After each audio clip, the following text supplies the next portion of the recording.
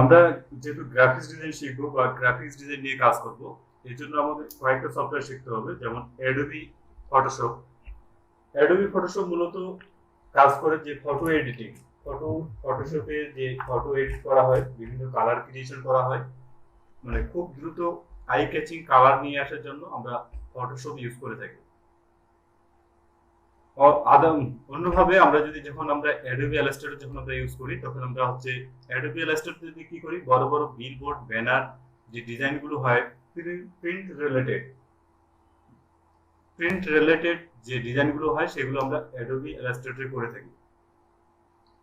ফটোশপে একটা নির্দিষ্ট সময় পরে সেটা জুম করতে করতে ওটা ফেটে যায়, আর ইলাস্ট্রেটরে যদি আমরা ডিজাইনটা করে থাকি সেটা ফাটবে না, আনলিমিটেড পর্যন্ত আনুপাতিক হারে এটা বাড়তে থাকবে। আমরা যদি এটাকে দেখি জুম করে, আমরা কিছুক্ষণ পরে হয়তো জুম করে দেখবো, জুম করে দেখলেই আমরা বুঝতে পারবো যে কেন এটা ফেটে যায় না বা ফেটে যাচ্ছে। তো উপরে যে আমরা ইন্টারফেসটা দেখতে পাচ্ছি, এটা আমরা অ্যাডোবি ইলাস্ট্রেটরে আছি। এই অ্যাডোবি ইলাস্ট্রেটরের যে ইন্টারফেস আমরা এখানে যদি পূর্বের কোনো ডিজাইন আমরা যদি এখানে এডিট করতে চাই, তাহলে সেক্ষেত্রে আমরা কি করতে পারি, সেই ডিজাইনটাকে এর উপরে টেনে এনে যদি ছেড়ে দেই, তাহলে এটার উপরে ওপেন হবে। কিভাবে ছেড়ে দিতে পারি? সাপোজ আমাদের কোনো একটা যদি ডিজাইন থেকে থাকে, সাপোজ এই ডিজাইনটাই আমরা হয়তো ডেস্কটপ দেখতে পাচ্ছি, তাই না? কোনো একটা রিসেন্ট ফাইল আমরা দেখতে পাচ্ছি, ডেস্কটপে যে ফাইলগুলো আছে, সাপোজ আমরা 21 আমার অঙ্কন, এই ফাইলটাকে টেনে ধরে আমার ইলাস্ট্রেটরের উপরে নিয়ে আসলাম, আর ছাড়ে দিলাম, মানে এটা হচ্ছে ড্র্যাগ এন্ড ড্রপ, মানে এর উপরে আমরা এটাকে দিলাম। আচ্ছা, এটা কোনো কারণে হয়তো এটা দেখাচ্ছে না, সাপোর্ট দেখাচ্ছে না।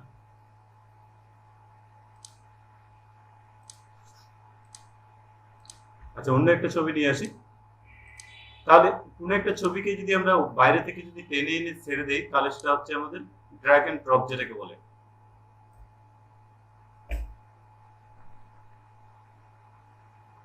কি দেখাচ্ছে? আচ্ছা, তো এইভাবে যদি আমরা নিয়ে আসি, তাহলে এটাকে ড্র্যাগ এন্ড ড্রপ বলে।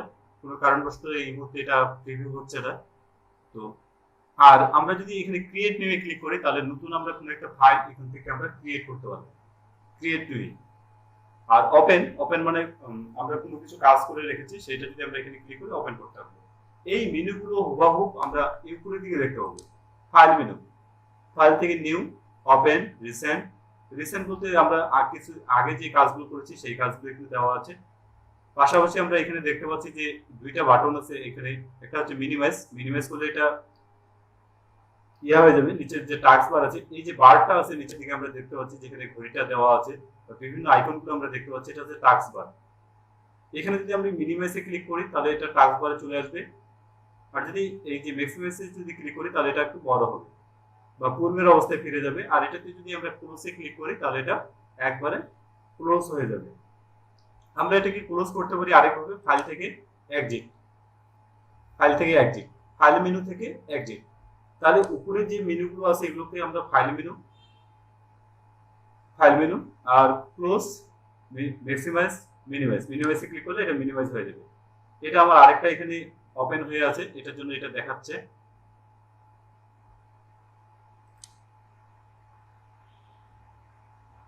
আচ্ছা, তো আমরা আবার অ্যাডোবি ইলাস্ট্রেটরে চলে আসবো। এখানে কিছু ডিফল্ট সাইজ দেওয়া আছে, উপরের দিকে আমরা দেখতে পাচ্ছি যে A4 সাইজ, তারপরে post card, web large, iPhone, এরকম কিছু ডিফল্ট সাইজ দেওয়া আছে, যে সাইজগুলো আমরা ব্যবহার করতে পারবো যদি আমরা এই সাইজ নিয়ে কাজ করতে চাই। যদি শুনতে না পান, আমাকে মেসেঞ্জারে নক করবেন বা আমাকে কল দিয়ে বলবেন, অথবা সরাসরি বলবেন যে বুঝতে পারিনি। আমরা তারপরে আসি যে ফাইল মেনু থেকে আমরা নতুন একটা পেজ এখন ক্রিয়েট করব। তাহলে আমরা ফাইল থেকে নিউ এ ক্লিক করি অথবা ক্রিয়েট নিউ এ ক্লিক করব। তো আমি এখানে ফাইল থেকে নিউ এ ক্লিক করতেছি। ফাইল থেকে নিউ এ ক্লিক করার পরে আমরা দেখতে পাচ্ছি যে একটা নতুন ডকুমেন্ট আসলো। এই ডকুমেন্টের উপরে দেখা যাচ্ছে আনটাইটেল দেওয়া আছে। এখানে আমরা চাইলে একটা টাইটেল দিতে পারবো, মানে লিখতে পারবো, যে টাইটেলটা আমরা দিতে পারি। সাপোজ আমরা এই ক্লাস, আমার বাংলা এখানে সাপোর্ট দেওয়া আছে, আচ্ছা বাংলাটা চেঞ্জ করে ইংলিশ করে দিই। আমরা ক্লাস মনে করেন যে ইলাস্ট্রেটর ক্লাস 1 দিই।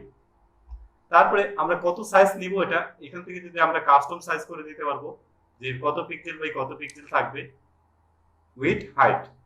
এখানে দুটো মোড আছে, একটা হচ্ছে ওরিয়েন্টেশন, একটা হচ্ছে পোর্ট্রেট মোড, আরেকটা হচ্ছে ল্যান্ডস্কেপ মোড। একই সাথে কয়টা পেজ নিয়ে আমরা কাজ করব সেটা দেখার জন্য আমাদের এখানে দেওয়া আছে আর্টবোর্ড। যদি আমরা একাধিক পেজ নিয়ে কাজ করতে চাই সেটা হচ্ছে আমাদের আর্টবোর্ড। ইলাস্ট্রেটরে কাজ করতে হলে আর্টবোর্ড নিয়ে কাজ করতে হয়। আর ফটোশপে কাজ করার সময় ওখানে হচ্ছে ক্যানভাস। তো এখানে পাশাপাশি আমরা আরো কিছু দেখতে পাচ্ছি, ব্লিড। ব্লিড হচ্ছে মার্জিনের বাইরের অংশ। ব্লিড হচ্ছে মার্জিনের বাইরের অংশ। এটাকে এক ধরনের সেফ জোনও বলা হয়ে থাকে, যে আমরা যখন কোনো কিছু ডিজাইন করব সেটা প্রিন্টে যাবে, প্রিন্ট করার সময় যাতে কাটিং মেশিনে কাটা না পড়ে তার জন্য ব্লিড দিতে হয়, মানে সেফ জোন রাখতে হয়। ব্লিডটা এখানে আমরা দেখতে পাচ্ছি যে একটা লিংক ক্লিক করা আছে, লিংক। এই লিংকের কারণে এটা হচ্ছে রেশিও অনুযায়ী একই সাথে 14 থেকে 1 px 10 px যত px দিব তত px আসবে। এটা আমরা আরেকবার দেখব। এখন আমি এটাকে 0 করে রাখতেছি। পাশাপাশি এখানে দেওয়া আছে সিএমওয়াই কে কালার। অ্যাডোবি ইলাস্ট্রেটরে কালার মোড এখানে দেওয়া আছে, দুটো মোড দেওয়া আছে, একটা হচ্ছে CMY K cyan magenta yellow black. Cyan magenta yellow black. ব্ল্যাকটা এখানে কে দ্বারা প্রকাশ করা হয়েছে, ব্ল্যাককে কালারের রাজা বলা হয়। তো আর হচ্ছে আরজিবি রেড গ্রিন ব্লু এখানে। তাহলে আমরা যখন ওয়েবের জন্য ইউজ করব, কোথাও ওয়েবসাইটে ইউজ করব, সেক্ষেত্রে আমরা কি করব, আরজিবি কালার ইউজ করব। আর যদি আমরা প্রিন্টের জন্য ইউজ করি, প্রিন্ট হবে, সেক্ষেত্রে আমরা কি করব, সিএমওয়াই কে কালার ইউজ করব।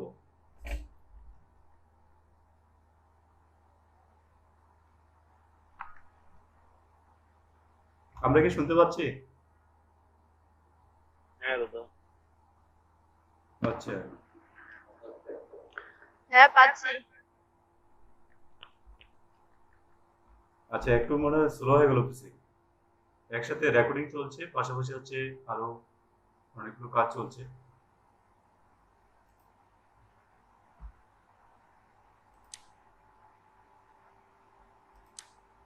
আচ্ছা কেটেই গেল। আচ্ছা আবার ওপেন করি। তাহলে আমরা এতক্ষণ পর্যন্ত যেটা দেখলাম যে ইলাস্ট্রেটরে কালার মোড কয় ধরনের, 2 ধরনের। একটা হচ্ছে সিএমওয়াই কে কালার, আর একটা হচ্ছে আরজিবি কালার। আরজিবি কালার আমরা কখন ইউজ করব, আরজিবি কালার আমরা যখন ওয়েবে ইউজ করব। সাপোজ যদি আমরা ফেসবুকে কোনো কিছু আপলোড করতে চাই, কোনো ডিজাইন আপলোড করতে চাই, বা ওয়েবসাইটে কোথাও যদি ওয়েব ব্যানার আপলোড করতে চাই, সেক্ষেত্রে আমরা আরজিবি মোডে রাখবো। আর যদি আমরা প্রিন্ট বের করতে চাই, সেক্ষেত্রে আমরা কি করব, সেটাকে হচ্ছে সিএমওয়াই কে কালার মোডে রাখবো। মানুষ ব্যাপারটা ক্লিয়ার? হ্যাঁ দাদা। আচ্ছা, পাশাপাশি আমরা এখানে আমরা উপরের দিকে দেখতে পাচ্ছি অনেকগুলো দেওয়া আছে, এই যে সাইজ দেওয়া আছে, ওয়েবসাইটের যে সাইজগুলো সেগুলো দেওয়া আছে। Film, art, illustration, print. আমরা প্রথম অবস্থায় আমরা একটা পেজ নেই, A4 সাইজের পেজ নেই। A4 সাইজে ক্লিক করলাম, আর এদিক থেকে আমরা এখান থেকে পিক্সেল পয়েন্টস, এগুলো ইঞ্চিস আমরা করি, পিক্সেলেই রাখি। পিক্সেল রাখলাম, রাখার পরে আমরা এটাকে কি করব, যদি আমরা ল্যান্ডস্কেপ মোডে রাখতে চাই তাহলে ল্যান্ডস্কেপে ক্লিক করব, তাহলে ল্যান্ডস্কেপ হয়ে যাবে। আর আর্টবোর্ড একটা দিলাম, ক্রিয়েটে ক্লিক করলাম। এই আনটাইটেলে থাকো, ক্রিয়েটে ক্লিক করো। তো এই আমাদের পেজ চলে আসলো, তাই না? পেজ চলে আসলে আমাদেরকে যে বিষয়টা খেয়াল রাখতে হবে, এই পেজটাকে যদি আমরা এখান থেকে টেনে ধরে একটু নিচের দিকে নিয়ে আসি, তাহলে এটা আলাদা হয়ে যাবে। এখানেও দুটো অপশন আছে, মিনিমাইজ ম্যাক্সিমাইজ অপশন আছে। তো এটা আমাদের ঠিক করে নিতে হবে, আমাদের কাজের সুবিধা অনুযায়ী আমরা এটাকে ধরে এখানে ছেড়ে দেব। এখান থেকে ড্র্যাগ করে নিচে নিয়ে আসবো, আবার এটাকে ড্র্যাগ করে কাছাকাছি নিয়ে গেলে এখানে একটা চিহ্ন আসবে, দেখেন সবুজ চিহ্ন, তখন আমরা এটাকে ঠিক করে নিতে পারবো। এখন আমরা আসি বাম দিকে, দেখতে পাচ্ছি যে টুলবার যেটা আছে, টুলবারগুলো এখান থেকে আমরা করতে পারবো, সিঙ্গেল লাইন, ডবল লাইন করে রাখতে পারবো। আর উপরের দিকে তো আমি বলেছিলাম যে মেনু বার, এগুলো মেনু বার। আর হচ্ছে এখানে আমাদের ইয়াগুলো দেওয়া আছে, রেশিওগুলো দেওয়া আছে, কন্ট্রোল বার যেগুলো কন্ট্রোল বার দেওয়া আছে।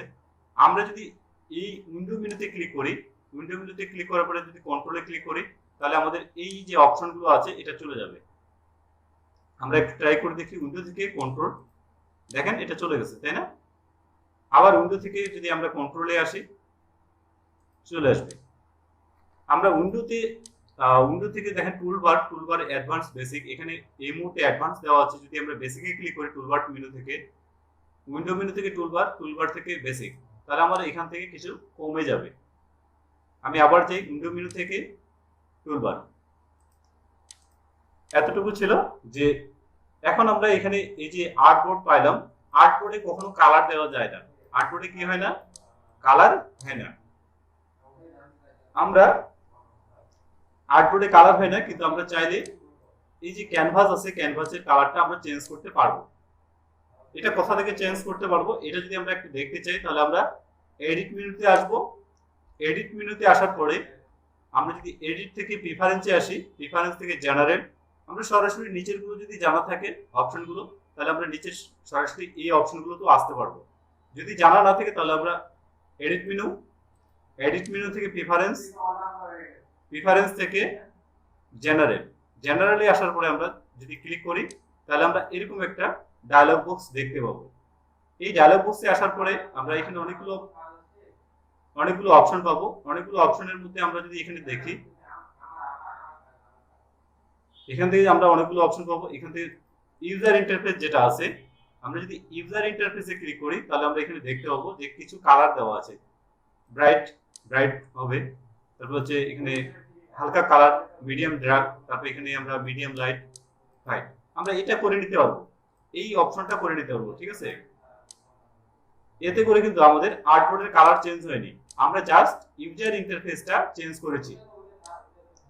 ইউজার ইন্টারফেস বলতে আমরা ব্যবহারকারী, আমরা যেভাবে ইউজ করতে চাচ্ছি আমাদের মতো করে আমরা এটা সেট আপ করে নিলাম। ক্লিয়ার বিষয়টা? এখানে আরো টাইপ অপশন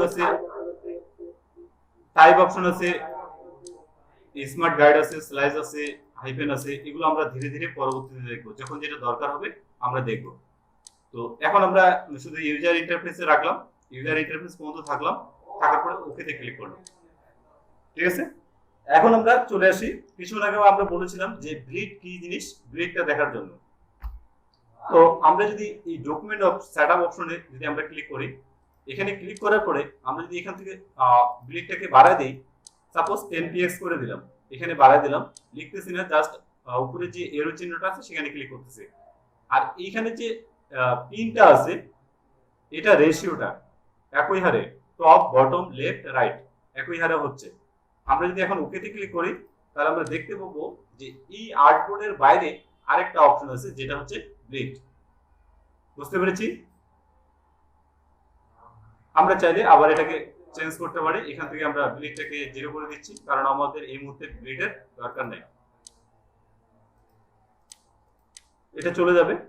তো আমরা এই কাজটা করতে পারবো। এখন আপনাদের মনে প্রশ্ন হতে পারে যে আর্টবোর্ড আমরা কয়টা নিব? আর্টবোর্ড আমরা চাইলে এই যে ইকুয়াস থেকে এই প্রথম যে টুলসটা আছে, এটা হচ্ছে সিলেকশন টুলস, পরেরটা হচ্ছে ড্রেগ সিলেকশন টুল, নিচে যেটা টুলস আছে এটা হচ্ছে আর্টবোর্ড টুল। এই আর্টবোর্ড টুলের সাহায্যে আমরা কি করতে পারি, এটাকে যদি আর্টবোর্ড টুলে ক্লিক করি, এটাকে ধরে আমরা এখান থেকে অল্টার প্রেস করে আরেকটা কপি করতে হবে। আমরা যদি অল্টার প্রেস করে কপি করলাম, শিফট ধরলে সোজা হবে, তাহলে আরেকটা কপি হয়ে গেল। কি করলাম, আমরা আর্টবোর্ড টুলে ক্লিক করলাম, ক্লিক করার পরে এর উপরে আসার পরে অল্টার ধরে, কিবোর্ড থেকে অল্টার ধরে এটাকে টেনে নিয়ে নিচে নিয়ে আসি, বা ডানে বামে যেখানে নিতে চাই, তারপরে শিফট করলাম, শিফট ধরলে সোজা হয়ে যাবে। ঠিক আছে, আমরা চাইলে এটা সিলেকশন মোডে যেহেতু আছে, এটাকে ডিলিট করতে পারবো, কিবোর্ড থেকে যদি ডিলিট দিই তাহলে এটা ডিলিট হয়ে যাবে। ঠিক আছে, তো এই প্রসেসটা আমরা দেখলাম। আমরা আরেকবার এটাকে প্রথম থেকে নিয়ে আসি, আমরা ফাইল মেনুতে আসি, ফাইল মেনুতে আসার পরে নিউয়ে আসি, নিউ থেকে A4 সাইজে থাকুক, এখানে এখন আমরা 2-3টা আর্টবোর্ড দিয়ে দিই একসাথে। বুঝতে পেরেছি? তাহলে এখান থেকে 3টা আর্টবোর্ড দিলাম, এখান থেকে আমরা ক্রিয়েটে ক্লিক করলাম। এবারে তাহলে আমরা বুঝতে পারলাম যে কিভাবে আসলো আর্টবোর্ড গুলো। এই আর্টবোর্ড টুলে ক্লিক থাকলে আমরা এই আর্টবোর্ডটাকে সিলেক্ট করে ডিলিট করতে হবে। ক্লিয়ার বিষয়টা?